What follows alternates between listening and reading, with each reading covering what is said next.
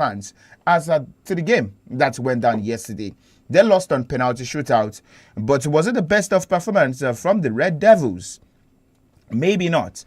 A lot of people also will say, Ruben Amorim, is he still the right man to lead Manchester United to the promised land? Has he done anything convincing since he came into England? That was in October last year.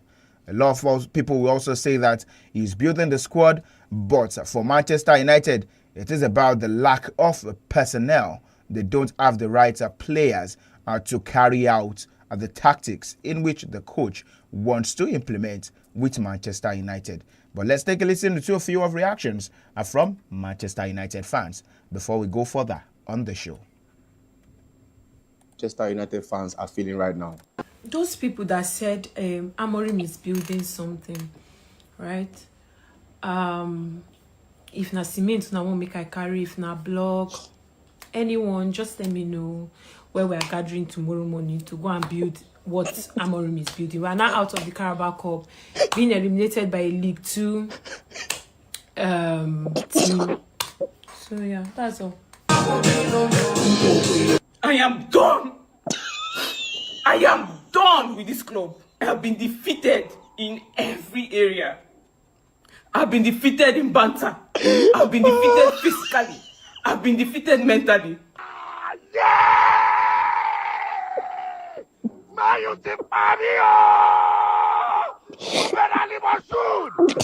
Leave my team! Leave my team! We don't be grilled turkey, grilled fish! We don't be them! I beg, they go in the KW, I beg. We don't want you in our team. I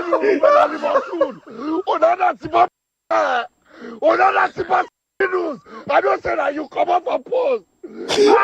Sister, what will you play now? The entire scouting squad has to be fired at Manchester United.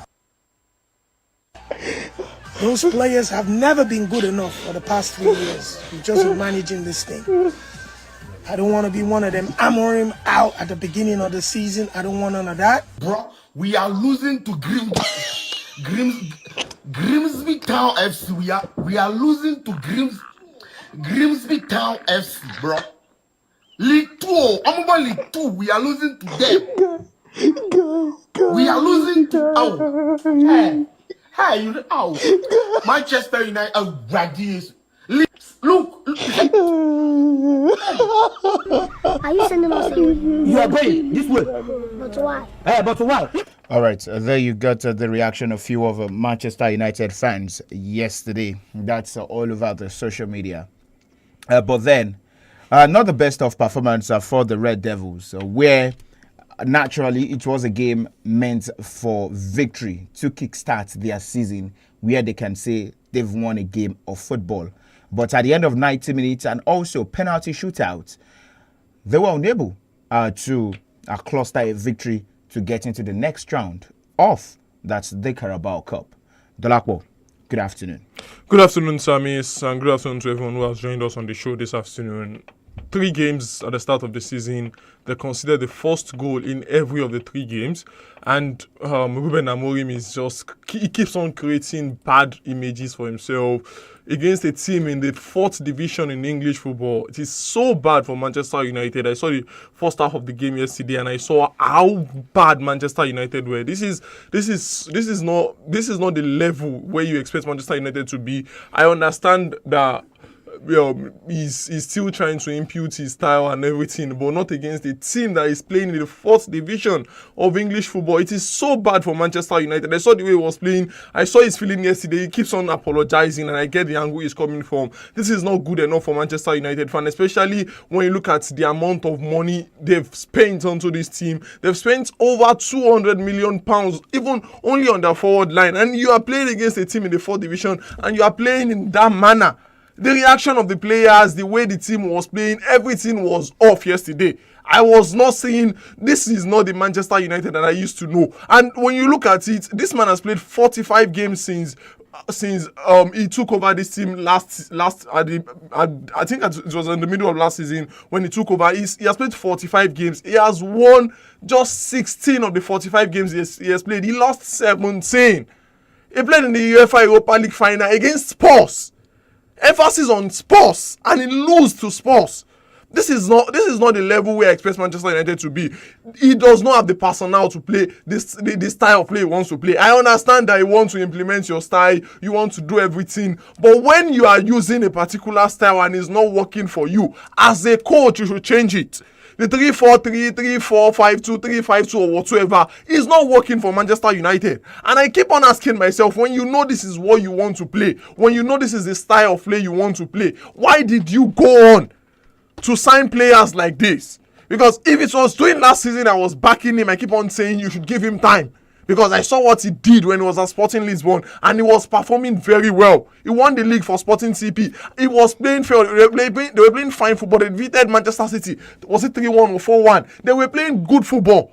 And now he came in here. I understand that first you don't have the personnel, you don't have the enough players to play your style of play. Going into this season, you went on to buy Matheus Cunha, who was scoring goals for Wolverhampton Wanderers. Was the highest goal scorer for Wolverhampton Wanderers last season. Bryan Mbeumo scored close to 20. He scored 20 goals in the league and created more than 10 assists. You brought him in. DJ Dumfries was linked to Barcelona at a point in time.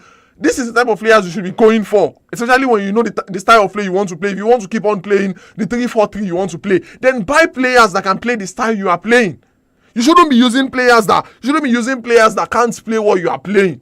He himself is not helping himself, because now I'm looking at it. I went on to check the next 5 games this man is going to play, and I'm asking myself, hey, after this game against Burnley over the weekend, you are going away to Manchester City. That's after the international break. Even if it is before the international break, you are going away to Manchester City. After that, you play against Chelsea. The next 5 games is not looking good, and he might just get the sack first. Because at the moment, I don't think Manchester United fans can take it. Yesterday night, I was feeling for them. Even though I was, at the point in time, I was laughing at it. But at the end of the day, I thought about it, and it was not even funny. For a team of that caliber, for you to finish 15th last season, the expectations were high going into this season. Everybody was thinking, okay, they've signed players. But when you look at teams that are playing 3-4-3, I think, if I'm not mistaken, Crystal Palace is playing 3-4-3 too. They have the personnel to do it, and they are not the type of team that want to keep the ball. Crystal Palace is not a team that wants to play the ball. United, with the name they have, they are a team that wants to be with the ball every time. That is what their fans want. And I remembered when he wanted to come in, when United moved to him last season after they sacked Erik ten Hag, there were talks of, United told him, it is now or never. If you want to come in now to coach us, it is either you come now or you don't come again. And I understand, okay, he wanted Manchester United, he came to Man U, he moved on and he worked with Manchester United. So when the transfer window was open, why didn't you sign players that can play the style of play you want to play? Why did you go on to sign players that can't even work for you? Look at this Manchester United team very well. I saw the game over the weekend against Fulham when he was playing Bruno Fernandes as more like a defensive midfielder. Yesterday, at a point in time, he brought in Mason Mount to play as a wing back. Where would that work? Where? How? If you want to succeed with this team, play 4-2-3-1. Play 4-2-3-1. Use Lenny Yoro at the back. Use Mathis De Ligt at the back. Play with midfielders Kobe Mino and Casemiro in the middle of the park. Bruno Fernandes will play at the back of the striker. Play Bryan Mbeumo and Matheus Cunha on the wing. Play them on the wing and use Benjamin Sesko. That team is good enough. The United team has the talent enough to beat any team in the Premier League. They are playing that way, especially when you look at the way they played last season. Well, Dolapo said Manchester United are good enough, but still more conversation about Manchester United. £320 million. That's the cost of the starting 11 for Manchester United yesterday, compared to Grimsby Town, their starting 11, £1.78 million. And for context, we take a look at the starting 11 for Manchester United yesterday. Evan started, Harry Maguire started, Fredrickson started, Andre Onana, started. Patrick Dogu, Ugarte, Kobe Mainu, Dalot, Diallo, Cunha, and Benjamin Sesko.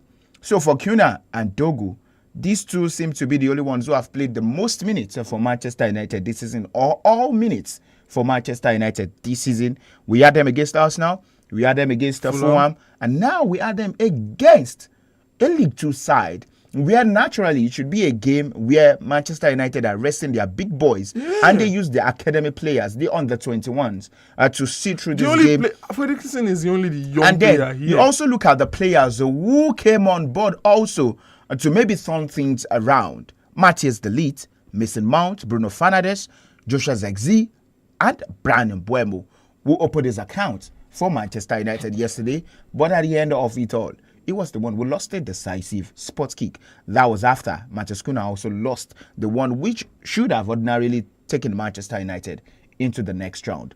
So these conversations still go on and on and on. But let's take a listen to that's Ruben Amorim, whom was so much confused yesterday after the 90 minutes and also the penalty shootout while taking his interview. The words of Ruben Amorim. In the end, for me was worse. The beginning. It's not about the result. In the penalties, I was not thinking about the penalties to go to the next stage. I was just. I think the way we play, the way we face competition. In one moment that everything is so important. I think the players spoke really loud about what they want today. In what sense?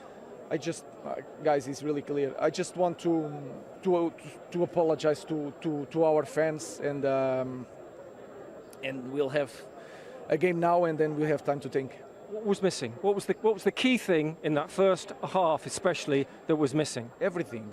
You have to have. We need to be proud to go to the pitch. We know that every draw in Premier League is going to be a huge problem. So you came from one draw. We play quite well both games in Premier League. We know that people will get everything in our club, and we come to the game with a 4th division team, and we perform like that. I think again the players clearly show what they want. You mean they don't want enough? You mean their mentality isn't good enough? I think it's not it's hard to speak. I'm 7 months here talking about the environment or whatever. I think it's more than that. It sounds like you're almost shocked by what you've seen tonight, though. You are not. I'm shocked. I'm shocked because we are in the moment. Everything is like. We are in the moment that we make a lot of changes. We try to fight a lot of things, but then when we have these moments, we need to show up. If we don't show up, you can feel it that something has to change, and you are not going to change 22 players again. What about? All right. There you listen to the words of Ruben Amorim. So confused, shocked as well with the results Manchester United got yesterday. But for one man, Wally has praised his side. That's David INT'L. Let's also take a listen to the words of Grimsby's head coach. It's magnificent. The players deserve every accolade, every plaudit, every credit that comes their way, because I thought they represented the town, the community, the whole area unbelievably well. I thought the fans were... I've never heard a noise like that inside this place, and I've been here nearly 2 years. So I thought everyone played their part. I thought it was magnificent, and the only disappointing thing from my point of view, other than getting absolutely drenched halfway through the game, was that it actually went to penalties. The noise, I spoke when I first come in about getting this old place rocking. Oh, it was rocking tonight, wasn't it? I've only been here not even 2 years, and you guys have been here a lot longer than me. I've certainly not heard anything close to that. I thought Wimbledon, last game of the season, I thought the home games this season have been very good. It wasn't like that. It just wasn't. The whole place, like not just the pontoon and the lads in the corner, the whole of the main stand, the big Ramsdens, all 4 corners of the ground was magnificent. All right, so you listen to the words of David INT'L, head coach of Grimsby Football Club. But then we have the draws for the next round of the Carabao Cup, where the top guys would actually be coming in at this point. But for Manchester United, they only have the league. Did I say FA league? Cup would come January. The FA Cup to fight for, because maybe a lot of them would say bye-bye to the league with the abysmal start they've had to the season. All right, let's leave that and talk about European football. The UEFA Champions League, the draws set to go down by 5 p.m. Later today. Dolapo, what do you expect from the UEFA Champions League games set to go down? That's by 5 p.m. Later today, because we know that the draws are set to go down, and we have 4 pots for the UEFA Champions League. Teams from the same country can't face each other. That is just the first major thing that is there. We all know England have 6 teams in this competition, but it is good. Teams from the same country can't face each other. We saw it last season. It was interesting seeing teams playing against different teams, 8 different teams, and then it is interesting. But now when I'm looking at the pot, I think it will get more interesting this season when we have the teams like Chelsea back in the Champions League. Napoli is also back with the likes of Kevin De Bruyne and all of that in the team. And when I'm looking at the pots, I'm seeing Chelsea's in the pots, in the first pot. The likes I can see the likes of Arsenal in pot B as well. Napoli's in pot C. So it is going to just get interesting. I'm interested in mouth-watering match like I saw last season during the league phase. We saw Paris Saint-Germain playing against Manchester City. Liverpool played against Real Madrid at the point in time. Arsenal played against Inter Milan. So those type of fixtures I'm interested in seeing when you look at the way these top sides have recruited. The Italian side have spent a whole lot. The English side have spent, I think they've spent close to 3 billion now in the transfer window this time around. So this side are spending a whole lot. New coach at Real Madrid, Xabi Alonso going from Bayer Leverkusen. And Flick couldn't win the UEFA Champions League last season. They would want to go better this season, so it's just going to get more interesting. The team acclimatized last season. They played it, but now everybody's used to it. We also how it went on last season, so I'm very much interested in seeing how the fixtures would go. It is just with the way things are, it is very, very obvious we would see big games up against each other, because when you look at the way the pots are, when you have the likes of Paris Saint-Germain, Real Madrid, Manchester City, Bayern, and the pot A, it is very sure they will play against the likes of Atletico Madrid, Arsenal, Club Brugge also came from the Champions League, and then the new 6 side are coming in for as is it 4, 6? The new side that are coming in, Pafos, the team Kairat Amate, and I'm looking at teams that will be playing against Kairat Amate away from home. They are very, very close to the Chinese border. That is how far they are. So teams that will be going away there would just find it very difficult, especially if you are going to play there on a Wednesday and you have a game on Saturday or on Sunday. It won't be easy for the players. Newcastle United is also in the Champions League, and then Monaco, who has brought in the likes of Ansu Fati, Paul Pogba. We are also a team that will be very interesting to see. Victor Osimhen will also be playing the Champions League this season, and it will just be very nice to see who this side will be playing against. Union Saint-Gilloise will also be coming for the first time. We saw what they did in the Belgian League last season and what they did even in the UEFA Europa League. So I can't wait till 5 p.m. to see those mouth-watering fixtures. All right, as Dolapo can't wait for the mouth-watering fixtures, we take a look at all the qualified 36 teams: Copenhagen, Kairat Almaty, Bodo Glimt, Pafos, Olympiacos, Slavia Prague, Galatasaray Karabag, Club Brugge, Union Saint-Gilloise, Benfica, Sporting, Ajax, PSV Eindhoven, Monaco, Marseille, Paris Saint-Germain, Borussia Dortmund, Eintracht Frankfurt, Bayer Leverkusen, Bayern Munich, Villarreal, Atletico Bilbao. We also have Real Madrid, Barcelona, Juventus, Atlanta, Inter Milan, Napoli, Newcastle, Chelsea, Manchester City, Arsenal, Liverpool, and Tottenham Football Club. So for England, they have the most representation in this year's UEFA Champions League by virtue of Arsenal getting to the semi-finals of the UEFA Champions League, and also Tottenham winning the UEFA Europa League. So I think it's going to be an interesting one, just as Dolapo is anticipating that the draws are for 5 p.m. I'm also anticipating the draws are for 5 p.m. But all right, we move away from that also and discuss about some other sporting stories, which definitely would involve that Nigerian scene, where Austin Egovon, the technical director of the Nigeria Football Federation, he has lent his voice on the selection of Ebenezer Akot into the folds of the Super Eagles of Nigeria. Let's take a listen to the words of the Nigerian Technical Football Federation.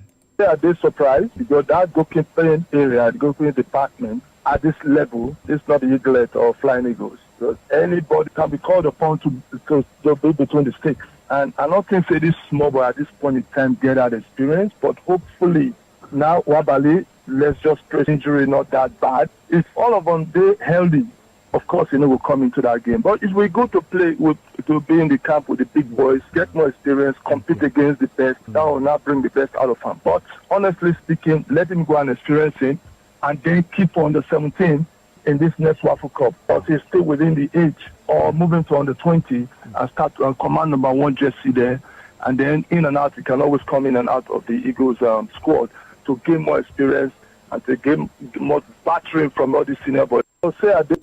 All right, today listen to the words of the NFF Technical Director, Austin Eguavon, speaking about the inclusion of Ebenezer Akot. Yes, we know it's still a provisional list where we have 4 goalkeepers, Amasabasio, Gestali, Wabali, Dadibaya Deleye, and himself, Ebenezer Akot. But it's going to be trimmed down to 3, but if you ask me, it should be trimmed down to 2. So you can accommodate more players. You just have 2 goalkeepers in camp. So, yeah, he has spoken that anybody can be called upon into the fold of the Super Eagles of Nigeria. I think it is just a very good thing because I can't remember the last time I can see a player as young as him gets called up, even if it is a provisional list or whatsoever, gets called up into the national team. Although I don't think it is the right time, knowing fully well, or it is good for his confidence, it's good for his family, it's good for him. You are in the provisional list for the Super Eagles of Nigeria at 15. It's very good for him. But I'm not just very sure it is the very best for him, especially when you know very well the Under-20 World Cup in Chile also starts in September.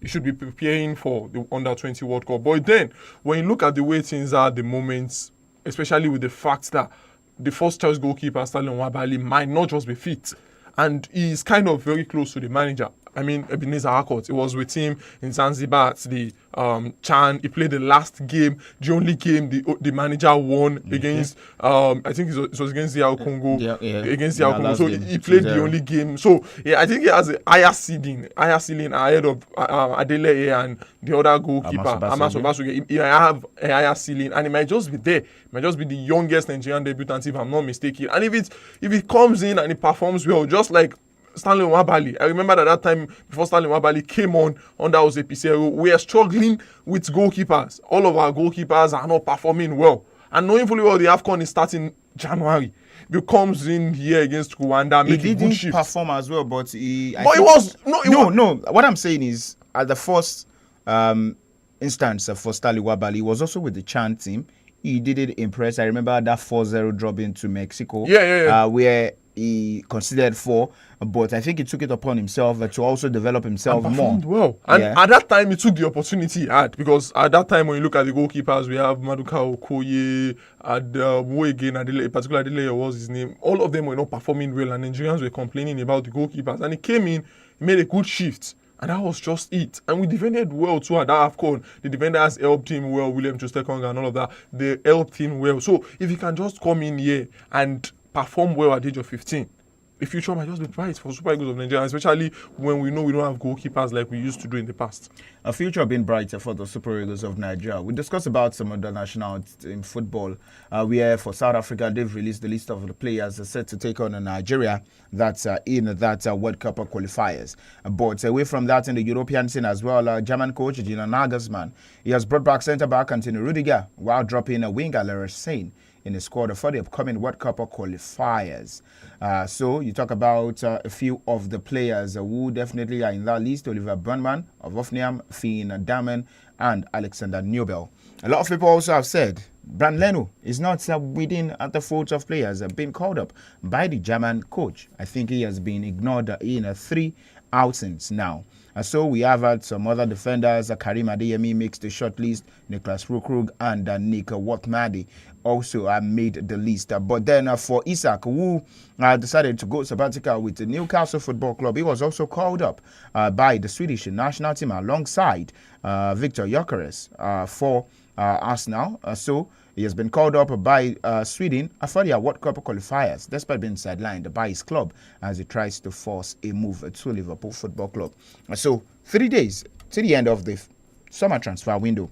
So how many players are still going to make that move? Will Isak make the move? Because I can see him running now with the Newcastle Football Club. I think there is a whole lot of things. It will just be very busy going towards the deadline day now. The transfer window will just get more interesting, especially in England. There have been talks of Chelsea being interested in Xavi Simons for a while now. And according to reports, he's currently in London speaking with Spurs. because it's looking like Spurs are more interested. And according to some report, also some outlets in Germany also reported that Tottenham Hotspur submitted a 65 or 70 million pounds bid for the Dutch national team player. There are also reports of Chelsea being interested in Fermin Lopez. The talks of Alexander Isak with Liverpool is still going on, and a whole lot of things. Jan Wissa as well, Maguire. A whole lot of things to look out for in the next couple of days on transfer. All right. Next a couple of days, we will look at those things in the world of transfer. UEFA Europa League and Europa Conference League games also set to go down today to decide those who will make the league phase of the competition. I've done this alongside Dolapo. I am SAMIES, your sports captain. I said you enjoyed the rest of the day, and bye for now.